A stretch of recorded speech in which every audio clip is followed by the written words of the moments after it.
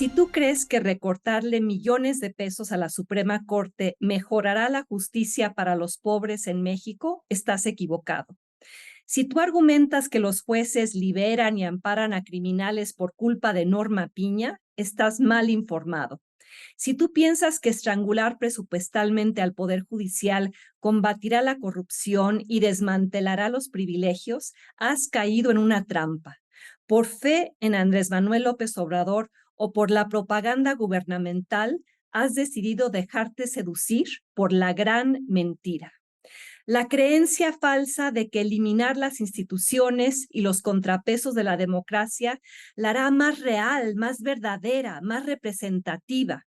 Eso es otro embuste de los embusteros. Lo que conseguiría Andrés Manuel López Obrador no sería bueno para el país, sería formidable para él, para su partido, para su corcholata destapada y para ese proceso de destrucción conocido como la Cuarta Transformación. Cuando Arturo Saldívar presidía la Corte y archivaba los asuntos controvertidos, AMLO se desvivía en elogios, celebraba la reforma judicial emprendida por el ministro Amodo e incluso trató de extender el periodo de su liderazgo. Solo cuando López Obrador no logró esa movida marrullera, empezaron los ataques. Solo cuando el plagio de Yasmín Esquivel saboteó su arribo a la presidencia de la Corte, subió la crítica mañanera y el tono de esa crítica. Porque el arribo de Norma Piña entrañó una etapa de autonomía reforzada, de independencia desempolvada, desde lo simbólico hasta lo sustantivo.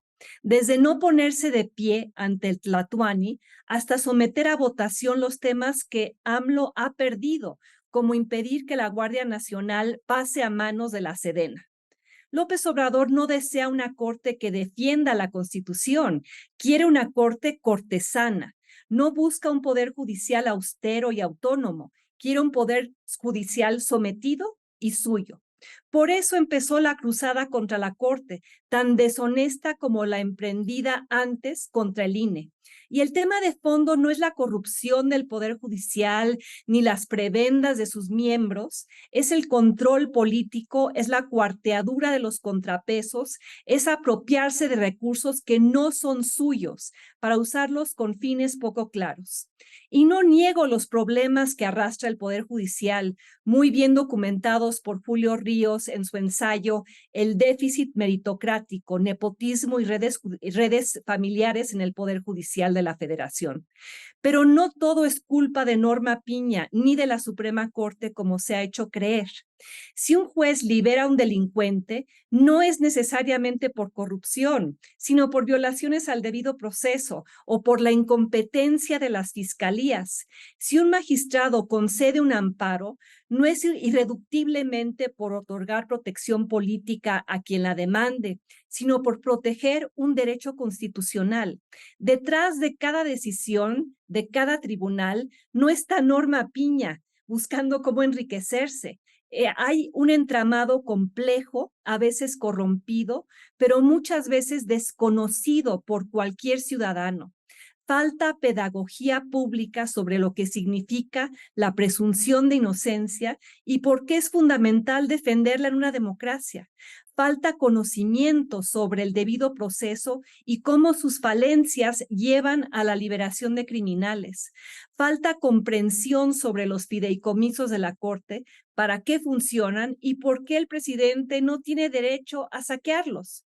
Pero explicar todo eso sería la labor de un verdadero estadista, y López Obrador dista de serlo. Es un político hábil, pero un político al fin, tan o más inescrupuloso como quienes han gobernado antes. Si él en realidad quisiera combatir la corrupción, hubiera nombrado un fiscal general autónomo y no alguien como Alejandro Gertz, que solo persigue a los enemigos del gobierno o se vuelve tapadera de trapacerías. Si verdaderamente López Obrador quisiera mejorar la justicia para los pobres, habría impulsado la transición a los juicios orales, en vez de promover la prisión preventiva oficiosa, que acaba encarcelándolos injustamente. Si verdaderamente deseara acabar con los privilegios, comenzaría por recortar los que gozan los miembros de su gabinete. o los miembros de la cúpula del ejército. Pero como la meta no es mejorar la justicia cotidiana para los desposeídos, el tijeretazo al Poder Judicial acabaría perjudicándolos, cerraría el número de juzgados y tribunales, reforzando la injusticia cotidiana, produciría una bolsa de dinero destinada de manera discrecional a la compra de votos o al ejército o al sobrecosto del Tren Maya. Con el recorte propuesto y los fideicomisos a punto de ser embolsados, para Andrés Manuel y Claudia habría más dinero y menos contención a su poder. Para los demás habría otro embuste disfrazado de rasurada patriótica.